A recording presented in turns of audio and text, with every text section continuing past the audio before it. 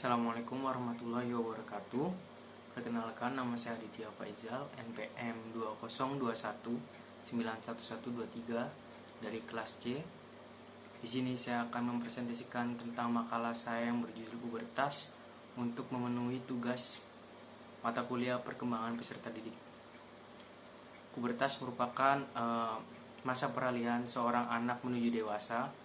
Pada masa pubertas ini terjadi pematangan organ seksual, serta bisa dikatakan bahwa mereka sudah mencapai kemampuan reproduksi.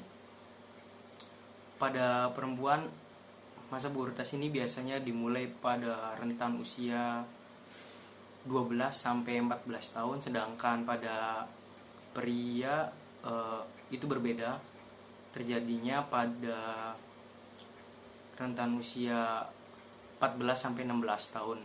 Kenapa berbeda? Karena ada suatu hormon yang mempengaruhi terjadinya masa pubertas itu berbeda. Lalu perubahan apa saja yang terjadi pada masa pubertas? Pada dasarnya perubahan fisiologis pada manusia terjadi pada masa pubertas. Masa pubertas adalah suatu keadaan perubahan-perubahan yang terjadi dalam tubuh yang disertai rangkaian pendewasaan. Masa remaja adalah transisi yang ditandai oleh perubahan fisik, emosi, dan psikis. Namun tidak hanya ditandai dengan perubahan psikis, fisik, dan emosi atau fungsi fisiologi saja, tapi diikuti dengan perkembangan psikososial yang terkait dengan perkembangan hormonal yang kemudian mempengaruhi perkembangan fisik dan kematangan psikoseksualnya. Lalu yang ketiga ada ciri-ciri yang terjadi pada masa pubertas. Ciri-ciri di sini dibagi menjadi 3. Yang pertama ada ciri primer, yang kedua ada ciri sekunder, dan yang ketiga ada ciri tersier. Yang pertama ciri primer. Ciri primer ini merupakan ciri-ciri yang berhubungan langsung dengan organ seksual. Bagi laki-laki dan perempuan tentu saja berbeda ciri-ciri pada masa pubertas. Ciri-ciri primer pada masa pubertas ini, pada laki-laki itu ditandai dengan keluarnya sperma pertama kalinya atau bisa dikenal dengan mimpi basah.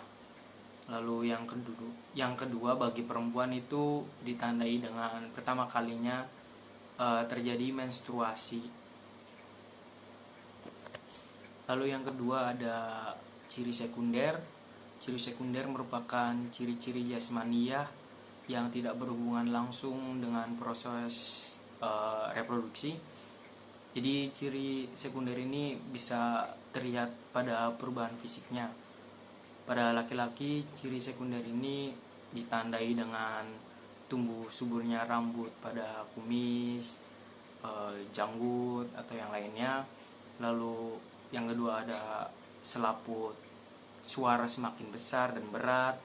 Yang ketiga ditandai dengan hilangnya ciri-ciri kekanak-kanakannya pada wajah.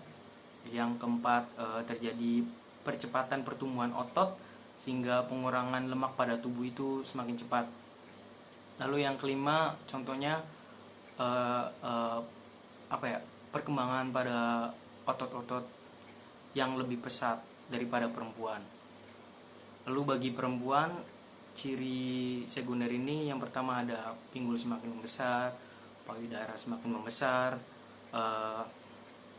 suara menjadi lebih halus dan lebih merdu, lalu kulit semakin halus, lalu tumbuh rambut pada bagian-bagian tertentu.